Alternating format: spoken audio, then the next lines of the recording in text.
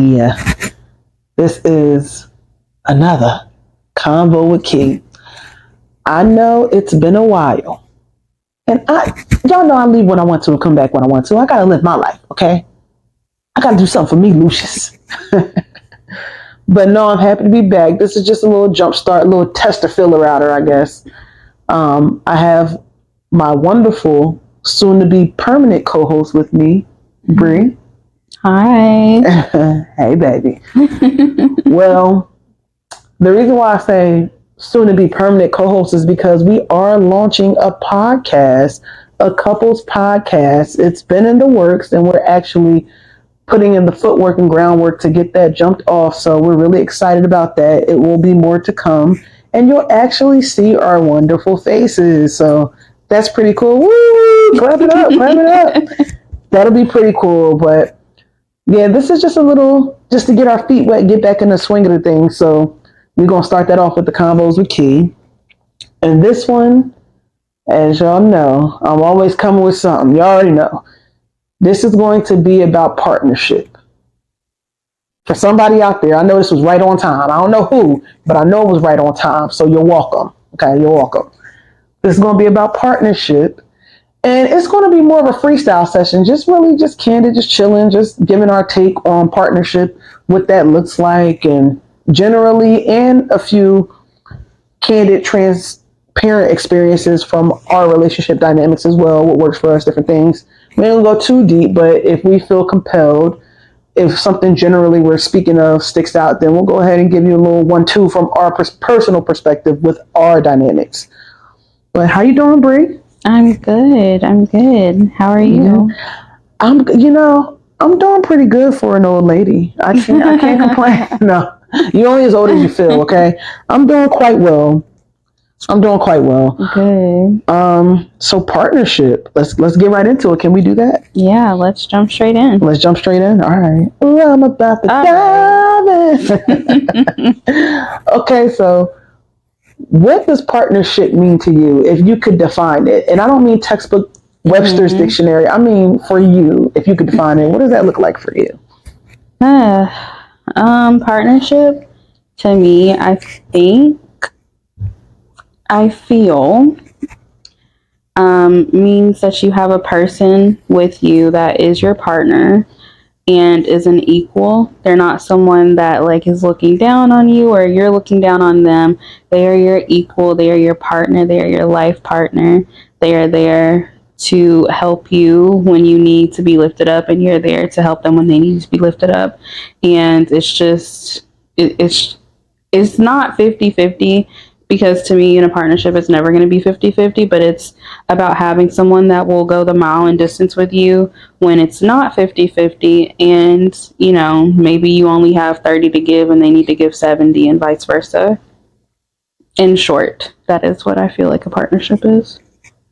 I'm glad you said that, because for me, I think that way currently, but I'm going to be honest with you. And I'm trying to think back, because been together so long now. I'm trying to think back to, honestly, maybe a little before you and I did not think that way. I thought, no, give me 50, I give you 50. That was me and my, I'm not going to say ignorant brain, me and my less mature brain. Yeah. I felt as though, no, if I'm giving 50, you need to show up 50. If I can do it, you can do it every single time, 50, 50, 50, 50. I didn't realize till a little bit later that that's not how it always works, because I associated that with a negative connotation. Like, oh my gosh, I guess I was a little bit on the defense. Like, if someone gives 30 and I'm giving 70, you playing with me. I feel like I'm being played with. I feel like you don't care about me. You taking me for granted. That's what I thought it was. My views have definitely changed since then, because there's been some times that I guess you don't know about it until you go through it. There's been some times that I've showed up 40 and you made up that other 60 or whatever the percentages were. So my views have changed on that. But for me, in addition, I'll say partnership looks like choosing each other every day. Mm-hmm. And when I say every day, I mean 365 days. Mm-hmm. And I'm going to go into, yes, I'm going to go into that because that's not just, oh, we're just choosing each other in our dynamics. That's me and you and whoever in general choosing each other with work. And I'll get, I'll go more into detail, but choosing each other with work, with friendships, with family, with everything, just choosing each other all the time. Absolutely, because it's not the little frou like, oh yeah, we just choose each other, because that's bullshit. Wait, can I cuss on here? Of course, we haven't done this in so long. I know, it's been a while, right? Of course you can cuss on this podcast.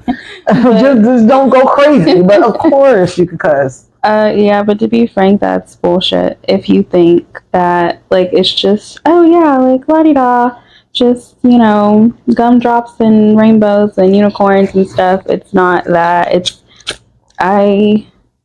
You have to choose your partner every single day, even when they're getting on your nerves, even when you're, in the midst of a fight, or not like a physical altercation, but just like, you're having a debate or whatever. We all know how those little arguments go. Like, you hot, but you're not gonna just, okay, well, since we had some, like, a rough morning this morning, I don't know who has been watching Love Island, by the way, but to quote Jeremiah, him and Huda had like a little fallout that morning. He was like, "Yeah, I think you're cute or whatever," talking to the other girl that came in the bombshell. And he was just like, "I think you're cute or whatever, but I'm not gonna mess up what I have going on right now just because we got into a little, not altercation, but a little like dispute this morning. Like, that doesn't change anything." And that's before Jeremiah said that. Love that he said that for the public. But I've always thought that, like, just because you get into a frenzy or an altercation or whatever it is with whomever, you should still be choosing that person if you value them, because at the end it's just about valuing, loving, and respecting, and also what you will want to be done to you. And I feel like, to what you were saying, like how you used to think, as far as, if I'm giving 50, you should give 50, because if I'm giving 50 and you not, I feel like I'm getting got, kind of. And I feel like that speaks to how we're looking at the relationship that we're in, because if you wouldn't feel like you're getting got if you felt taken care of in the relationship in a whole. Clock it. But clock it. I've been watching baddies, y'all, just to let y'all know. We're trying to get out of that, guys. But in addition to that, I'm glad you brought that up, feeling like being taken care of in a relationship. See, for me, I don't necessarily feel like it's feeling like necessarily being taken care of, because I'm just going to speak from a personal standpoint. I know I felt taken care of in relationships and different things like that at certain times. And I know, with me personally, being completely candid and transparent here, with my own insecurities I had to face and work on, and me being a little defensive at times, for me, that's where I felt like I was getting got from, because it was like, dang, the rest of the world out here getting me, I ain't gonna let the person that I feel like loves me the most get me either. It may not have even had anything to do with that person. I was just kind of projecting what everything else that has happened to me outside of work. And not saying that a lot has happened to me, y'all. I'm not saying it like that. I'm just saying people deal with different things. Y'all know how the world is sometimes. It can be cruel. We can all agree to that. I don't care what lifestyle you live, what standpoint you come from. At some point in time, you've probably felt a little bit of cruelty. Absolutely. And for me, I had an issue bringing that in relationships sometimes, because it's like, well, if everybody else got me, you might get the brunt of it. You ain't going to get me either, especially being my partner. You're not going to get me. Yeah. And you're not supposed to be the person that gets me. So sometimes I've misconstrued that and thought, oh yeah, you're out to get me. And it's like, you're really actually not out to get me at all. It's just two people coming together that had different life experiences that are responding differently. Yeah. And that's what I had the problem with. I had a little bit of and again, y'all, it's just me. Some of y'all might feel me out there, some of y'all might not. But a little bit of a complex, like a control complex, because I guess I'm going to let y'all in on a little secret about me. They say you're not supposed to tell people your fears, but y'all cool, y'all alright, I guess. So I'm gonna tell y'all a little birdie, little one situation. I wasn't the biggest fan of flying, all right? I wasn't the biggest fan. And some of y'all probably not with the climate of the world right now, but that's another story for another day. I wasn't the biggest fan of flying on airplanes. And I had to really do some self diagnosis to realize, oh, wait, I think I didn't like flying because I wasn't in control.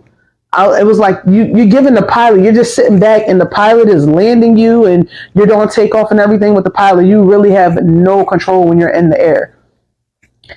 And that I ain't like that. So in any aspect of my life I could control, I was trying to control it.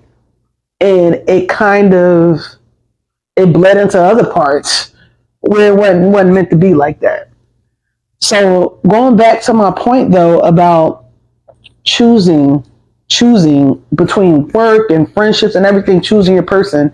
When I say that, I mean, okay, if you have a bad day at work or a rough day, not even a bad day, if you just have a rough day, maybe your workload was kind of heavy or you just had a bad day. I don't know. Maybe you weren't feeling the best at work. I don't know. Maybe your boss got on your nerve. Well, I don't like to say boss. The person that oversees your work might have got on your nerves. Anything. You have to, in my opinion, you have to choose that person through that. So to me, what that looks like is I'm at home, I'm decompressing, I'm with my partner, I'm choosing to engage. I'm not choosing to be like, oh, you know what? I had a bad day at work or a rough day. I'm going to act stank towards my partner. I'm going to just, I don't want to talk. Just leave me alone. I'm not saying you're wrong for wanting your solitude. However, it could come off a little, if you know this person hasn't done anything to you in for 5 days out the week, or let's just use a typical work week. For 4 days out the week, every time y'all come home, hey babe, what's up, babe? Da-da-da. And then that fifth day, that Friday, you come on, hey babe. I don't think that's fair. And that's what I mean when choosing your partner through work, choosing your partner through friends, choosing your partner through family. How many of us out there, y'all know, we like this. We here. I wish y'all could see me. We here. I know y'all know me. Everybody kind of goes through the same things. We all know we done been in some relationships where we couldn't stand that MF's family. We couldn't stand that MF's friends. And maybe not their family, but they at least friends. It was like, oh, I don't like how John act. He might influence you. And to me, that's a little bit of insecurity thrown out there too, because how is John influencing that grown person? But anyway, we may feel that sometimes in our partnerships, but that's you choosing your person. That's you having enough trust within your person to let those feelings die down. That person, family or friends or whatever, ain't got nothing to do with y'all's relationship. Now, don't get me wrong. Do not get me wrong. Everybody has a foundation. It is up to you to, if you do have flaws in that foundation, however it looks, to change that, to tweak that, to, so you can have the most positive outcome in your personal life. That's how I feel about that when I say choosing your person. When it comes to work, family, friends, whatever, always continuing to choose your partner every day. What are your thoughts on that? When I think of choosing my partner every day, I think really whatever life throws at me, I'm choosing my partner. I'm choosing my person. Like if work is hard or something, I'm not gonna come and be like, ugh. Like my person is my safe space. My person is like my little bubble in a way that I can get away from everything and, quiet out the noise. And realistically speaking, even in the midst of arguments, we're still in that bubble because it's still us choosing each other. We're choosing to have a conversation. It may have gotten heated, but we're still choosing to be present for it. We're still choosing to fight for each other. Not necessarily like how I say it's us against the problem. It's always us against the problem, even if the problem is us. So it's just like we have to talk it out and get through it. And I think that for me is what choosing each other means, especially in the hard times. It's so easy to like choose each other when it's easy. Like, duh, of course, that's a no brainer. But like when things get hard, like depression, family stuff, work, like anything can happen. And at the end of the day, I need to know that I can not only count on my person, but my person also be like my safe space. And regardless of what I might be going through or what they might be going through, we're still choosing each other through and through. I think that's really commendable and really dope about you speaking to that, us against the problem. I'll never forget that you actually told me that, and it stuck with me since when you told me. You told me this years ago. It's us against the problem. Us against the problem. I never really, outside of you telling me that, I never took it from that angle. But now, with you telling me that, anytime we have any kind of disagreement, I always think about that in the back of my mind. I'm like, it's us against the problem. Yeah. And that's it's such a small phrase, but it has a powerful impact because you do feel like it's a partnership. You feel like you're teammates. Because that has to be horrible. And I felt that before personally. That has to be horrible to feel like, oh, it's me against the world, including my partner. Yeah. Like, everybody wants to feel like somebody got their back, and who not better to have your back than your partner? That is the person you are looking for out of everyone to have your back. I'm not saying when you wrong, you shouldn't be held accountable for when you wrong. I'm just saying, when the world may be on your shoulders, and let's say you ain't do anything wrong. Let's say there's nothing for you to be held accountable for. The world is just on your shoulders. You're looking for that person to have your back. That's like, if you want to feel like, in my opinion, in a partnership, you want to feel like in a room full of people, if 90%, I don't know when this situation would ever occur, but let's just say, in a funny, weird world, if 90% of the people in a room are talking mess about you, talking stuff about you, and your partner's in that room, you want to feel safe enough to know, you know what, my partner not going to let that happen. Mm-hmm. My partner now, they might not go fist the cuffs, and that's fine. But my partner is going to say something in my honor when I'm not in that room. A lot of people want that from their friends, from their family, whatever. Me personally, I look for that in my partner. Mm-hmm. You should have my back. You should be the person I can count on, you know. But going back, drifted off a little bit, going back to us against the problem, that really helped. And I mean, you can agree or disagree, but I feel like that really helped on my end in a lot of our disagreements. Yeah, I definitely agree in it. I obviously am able to like say those words, like it's us against the problem, but unless my partner is on board with that too, it kind of doesn't matter. Right. So not only was it helpful and beneficial to you, it was beneficial to me, and therefore beneficial to us, because it really was. And now, y'all, in the thick of things, us against the problem is hard. All right. We're just being honest. That shit is hard. Because in the moment, it's like, no, it's this. I'm in it. I'm right. I don't care. But like, even after after the dust has settled, it's still like, it's really us against the problem. Because for me personally, I don't want to do life with nobody else. Like, so it's just like, where I'm going, where's she going? Realistically, where are we going? So it's just like, yeah, it's definitely us against the problem. And that's where we've talked about before, ego and pride. Ego and pride cannot be in a partnership, bro. And I have really learned that, like, saying sorry first, or taking accountability and actually meaning it. and not just trying to dead the situation. Because if you're just trying to like dead the situation by saying stuff that you don't necessarily mean, it's still going to be on you. Still going to be thinking about that. You still going to be like, you know how a lot of us be like, we might be in the shower washing dishes, or it might be the next day like, I should have said da, da, da. Or and another thing, like, but it's still an afterthought. So it's just like when you really, really mean whatever you're saying and like you're apologetic and everything, like that's gone.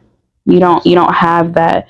And even in for our relationship, I might still think about some other stuff later, but we've already hashed it out to where it's just like, oh, one more thing. You remember when we was talking about blah blah blah? Like, I just wanted to add to that and be like, this kind of made me feel like that too. But I just wanted to say that, eat off my chest. Like, it's not aggressive. So it's still like with the open communication and everything, because you're still having to choose your partner. Well, you don't have to. You get You to. choose to. Yeah, you choose to, and you get to choose your partner. So it's just like I just said, where are we going? Where are we going? Where are we going? Okay, so let me ask you this.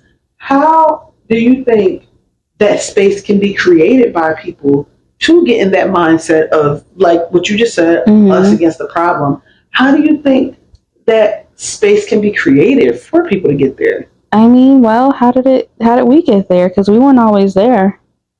No, it was me against you sometimes. It was you against me sometimes. Correct.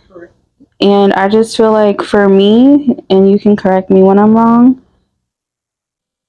I feel like we really did some inner work. Agreed.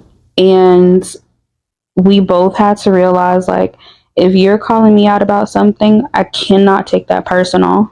We weren't bigger than the program. I love saying that. I just try to find, y'all, I find any opportunity to say that. I love that phrase. I don't know why I love saying that, but I do. I love saying, you're not bigger than the program. I love saying that. I don't know why, but I do. We'll go on. I don't even know what I was saying. No, I was asking, I'm sorry, I just had to find a way to say it. And that was a perfect opportunity. But I was asking, how does one create that space? Oh yeah. For a couple, how's two, depending on what kind of relationship you're in, maybe 3, 4, 5, I don't know. Oh, but how does one create that space? Like, that is us against the problem. How do you even get there?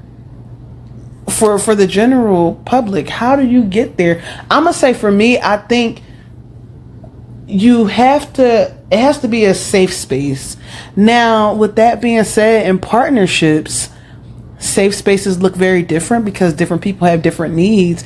And I do think before a safe space is created, you need to know what your safe space looks like.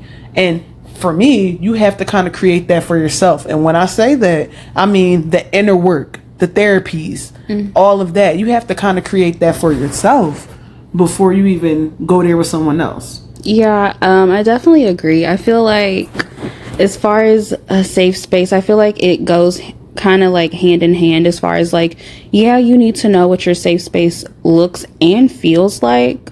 But your partner also needs to be let in on that, because your partner could like trigger you and you not even know it, but they have to be aware of when they've even triggered you. So you have to let them know and just be super, super open with your partner and trust that they're gonna, for lack of better words, take care of you and take care of your heart and your feelings. Because if you don't feel like they can be trusted with your feelings and your heart, and like not just like, oh, like I feel this, but like your true feelings, because it's not gonna work. Like, not the relationship's not gonna work, but as far as you guys choosing each other and feeling that safe space when something does come awry, then you want to know that your partner has your best interest at heart, and know that it is you guys against the problem, not you against your partner, or you having to defend yourself against your partner. Okay, so now I'm gonna ask you a hard one. It might not be that hard, but I think it's kind of hard. I think it's touchy. if you're one that's trying to create that safe space, right? And let's say I'm gonna just go there. Let's say you want to tell your partner, hey, you have some internal things going on and you need to go to therapy and you need to fix that. You need to get that together. Do you think people can receive that well, coming from someone they love, they trust, they care about, and it feels like maybe a dig to some people, or like, why are you coming at me? Like, that's crazy hearing it from you. Even though they're looking out for your best interest, I do believe there's a way to say things. But if that's the meat and potatoes of it, if that's what they're conveying to you, do you think people are ready to accept something like that? Honestly, no. I don't think everyone will be. You've told me I needed therapy. I've told you you needed therapy. And I know when you told me, it felt like an attack. I'm not gonna lie. Yeah. Oh, wow. I know when you told me, I feel like I was like, oh yeah, I'm actually about to go back soon. Girl, I know. Like when you told me, and this was in the beginning of us though, and I was like I've always wanted to be in therapy anyways, just from my little TV shows that I watch. But to hear from a person I'm very like heavily interested in and love, and they're telling me you need to go to therapy, it internally at the moment it had felt like something's wrong with you, you need to fix this. And that's how it felt. I did go. I did go because I'm just like, I want this. Where's she going? Like, oh, nope, I'm gonna go. Whatever we feel like is wrong, it's gonna get fixed. I'm gonna go to the lady. I'm gonna talk to the lady. So, yeah, it did feel like low-key an attack on my character, attack on my person. And I don't know. I feel like I cannot really remember because it was a while ago now. But I can only imagine I probably was tense with you around that time. Like, even when I would have sessions, I do vaguely remember like, I'm about to hit the B. Simone. Jesus. Oh, brother. Jesus. No, I'm just kidding. Go ahead. I just thought that was hilarious. Go ahead. But yeah. So it did feel like an attack. But now if you were to say that to me, because I've been out of therapy for a while, I'd be like, okay, I would receive that. Like, open-heartedly, I would definitely receive it. I would want to know, like, what do you see? Like, what do you feel as though I could work on? Oh, and I feel like that's a perfect example of us choosing each other, because you continue to choose me when you felt attacked. And I continue to choose you when I felt like things were needed to be worked on, and vice versa. Now for me, I didn't really feel attacked because it's like, yeah, I know what's up. I know. Girl, get into that. For me personally, girl, get into therapy because you got things need to work out. Okay. But we continue to choose each other in those moments, so I think that's very profound. I do. Now, with therapy and partnership, since we're talking about therapy, do you feel like it's necessary, if there are no problems that you see that you can pinpoint, if there's nothing wrong, do you feel like it's necessary for partners to go to therapy? If you're like, everything's good, everything's fine. I do. Okay. I do. Because that's just like, I don't even know what I can compare this to, but you don't wait until something gets bad. Okay. A lot of us, and specifically Black people, with the doctor, with the car, because we have I can't think of the word right now, but we have a procrastinating situation. Well, no, not even that, but no, it's almost like a pattern, but I can't think of the other word I'm trying to think of, y'all, but just work with me. But we have a history, that's the word. We have a history of not wanting to receive bad news, right? Yes. So, and like I just said, for me in the beginning, it was attack on my character. Well, why would I need to go to therapy if everything's fine? Like, what's wrong? Like, that would be the initial for most people, like, well, what's wrong? And it's like, well, nothing's wrong, but you want to keep it good. You don't reach out to God. Well, you shouldn't reach out to God when things have gone bad. That should be a constant open line. If you're a believer, not knocking anybody that's not. If you're whoever you pray to, whoever you believe in, whoever, I believe in God. But for me, I'll speak just for me, like, you shouldn't just phone him when something's going on. Like, that's just like a friend. Think about a friend only reaching out to you when something's going wrong and they know you can help. That is horrible. I would not want that friendship. And that's just like with therapy and relationship therapy. Basically, nothing's going wrong, but when it does, you're prepared because it's inevitable. It's life. Right. Things are gonna go wrong. Things are gonna, hit a little turn. Seasons change and things change. We grow, we change. Like, how you might deal with a situation now might not be how you deal with a situation 5 years from now. Very true. So it's just like, when that time does come, we are prepared in the best way possible because we've gone to therapy. We're in therapy. Even if, like, let's say we were possibly in therapy once every week, we've cut it down to once every month now. So we're still there because everything's going good. But the moment it does start to lift up a little bit, like, every couple has, I feel like, an arguing stage kind of that they might go through or anything like that. And I just feel like it's better to go ahead and already be in it so that you can know how to maneuver in that, because that's a difficult space when you do feel like at that time, before you feel like it's us against the problem.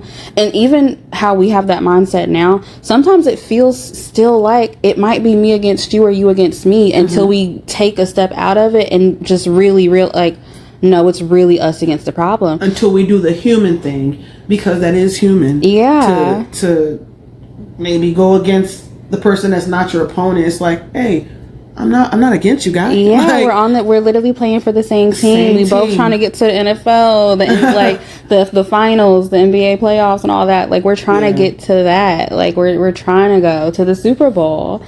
And so it's just like, with all of that, I feel like it would be better to just be already in it, just so you are better prepared. Like reading instructions. Okay.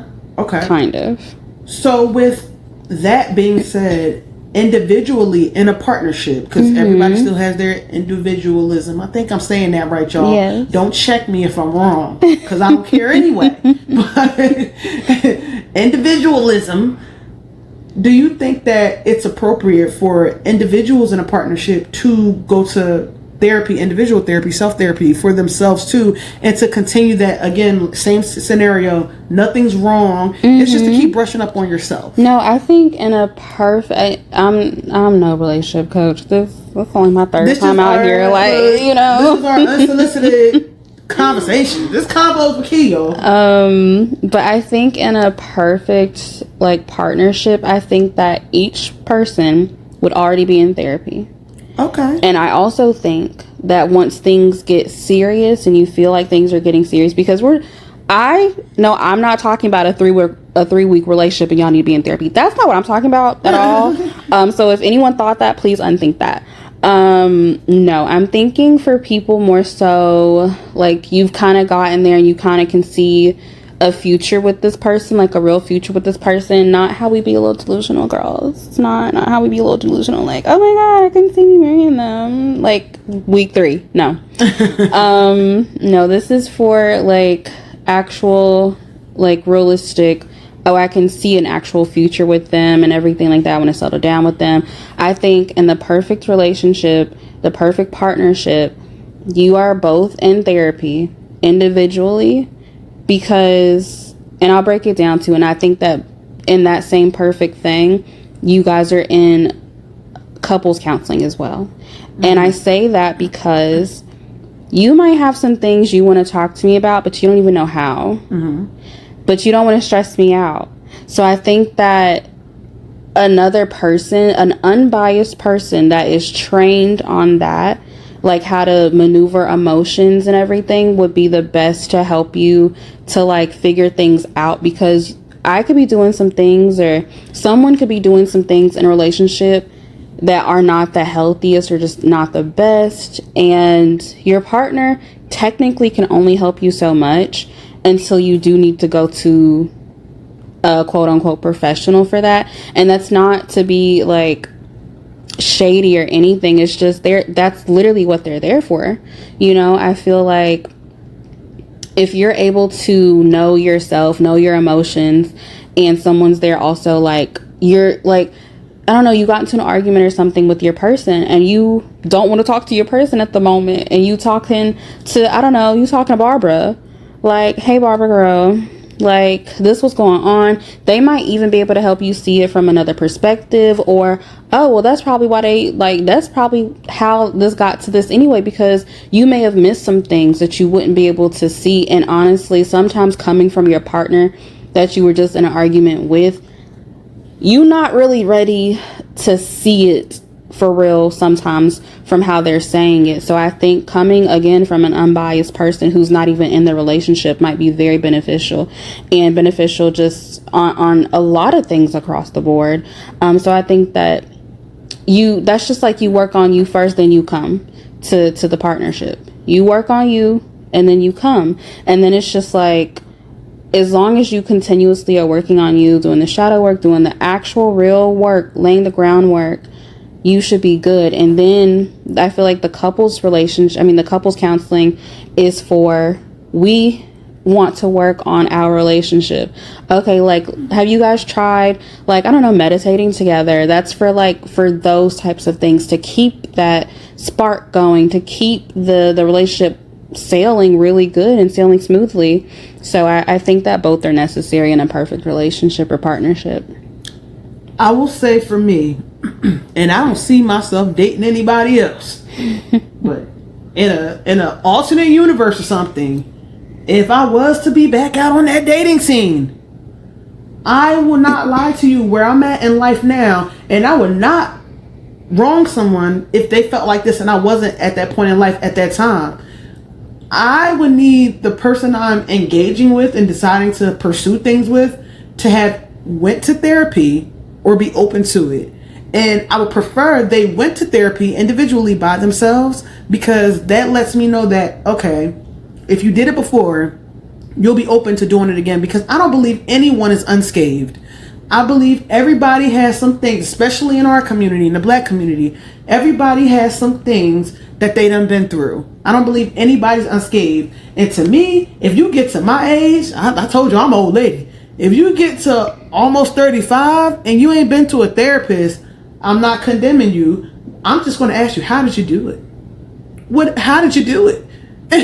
That's all I'm going to ask. How did you do it? Because I don't really see a way. I don't see a way outside of that.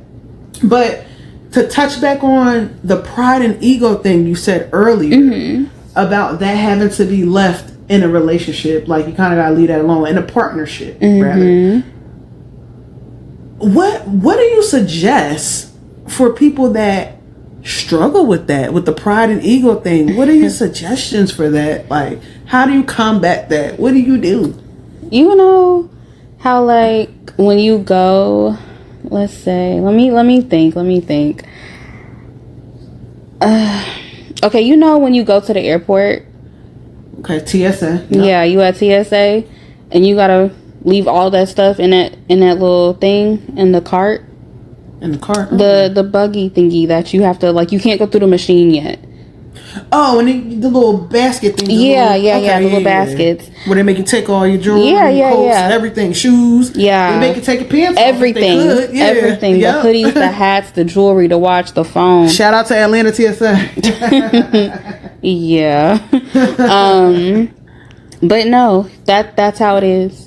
You cannot come into a relationship with all that. You have to leave that and then come through the metal detector, and then you go into that, because you have to, great analogy, just drop everything, because you can't make your flight. They're not gonna let you make your flight if you don't take all that off. So you're not going to have a successful partnership if you don't leave it there. Ooh. I like how you did that. You know. Okay. You know. Okay, that was cute. Seriously though, that was a really good analogy. Very relatable. I like that. Yeah. But no, I do agree with that. You do have to leave all of that at the door. And It may be hard for some, may not be so hard for others, but I do agree that you have to leave that at the door. And some people may feel wounded, like, oh, my pride is all I got. My ego is all I got. But if that's all you got, I'm gonna just keep it real. You ain't got much. If that's all you got for the show for your life, you ain't got much. Yeah. And to me, to find true happiness, you do have to leave that where it's at. Yeah. Now, that's not saying get walked on. Not saying your counterpart, your partner, shouldn't do the same thing. Y'all have to both equally choose each other. Yeah. And choosing each other, y'all are choosing to leave, because not everybody, but some people are going to come with pride and ego.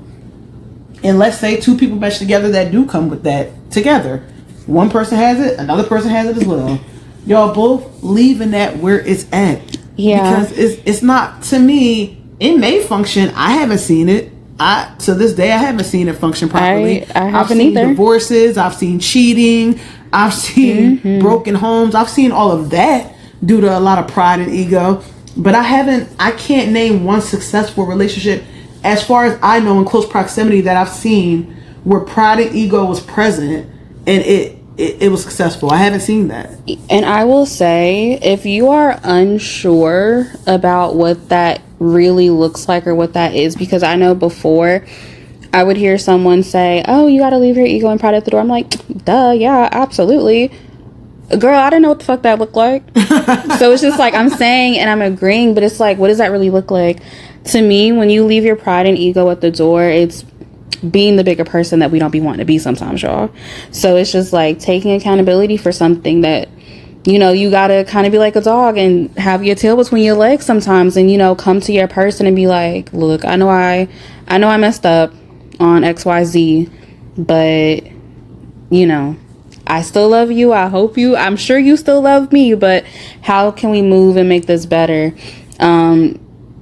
Putting your pride and ego at the door means being the bigger person, and sometimes apologizing first, even if you don't feel like it, but you know you should. That's what that looks like. And to me, even being the bigger person, that phrase, I don't look at it like that personally, because there is no bigger person for me. We in this together. It's just a person that wants to resolve this. That's how, and I think that's where people do. I'm not saying for you, but just in general, people may look at it like that. And I think that's a tough pill to swallow sometimes for people. Oh, I gotta be the bigger person. Oh, I'm tired of being the bigger person.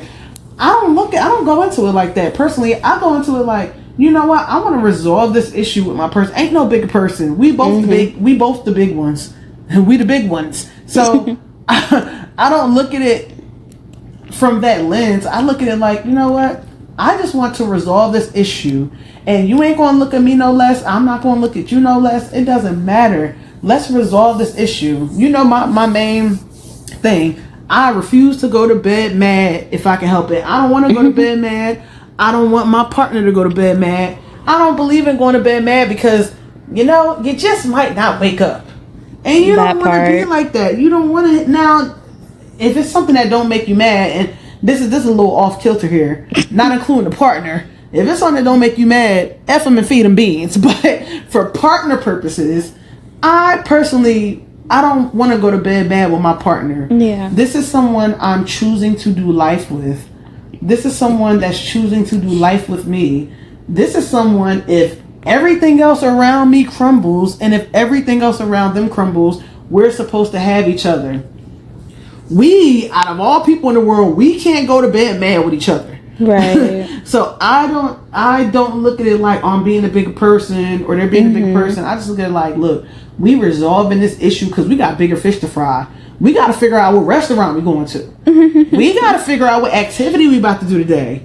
I'm not about to be in this bed rubbing my feet together watching movies by myself. We need to figure this out, because we got a show to watch and it come on in about 15 minutes. So and I need you together. I need you together in this 15 minutes, because we got to be talking about them and laughing. I can't do that by myself. Yes. I can, but I don't want to. And just to kind of like circle back to the being the bigger person, I only say that phrase because realistically, because everything's not always lollipops and gumdrops and all of that. Yeah. Like, there's usually one other person out of the two who feels like, who might be being a little bit more, well, a little less mature. A little more stubborn. Yes, okay. A little bit more stubborn. So it's just like, in those instances, to what you were saying, what's your phrase that you be wanting to throw out there? You not bigger?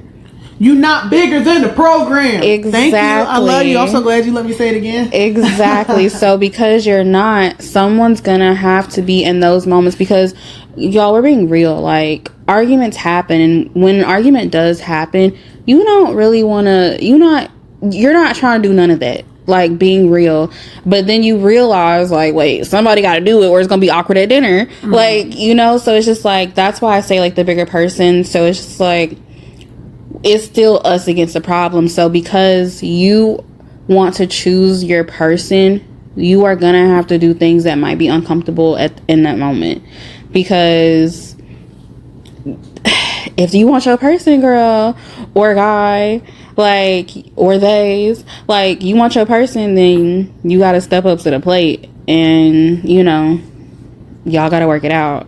Because always remember, y'all, there is somebody out there for everybody. And if you want to be that somebody for that somebody you with, don't slip.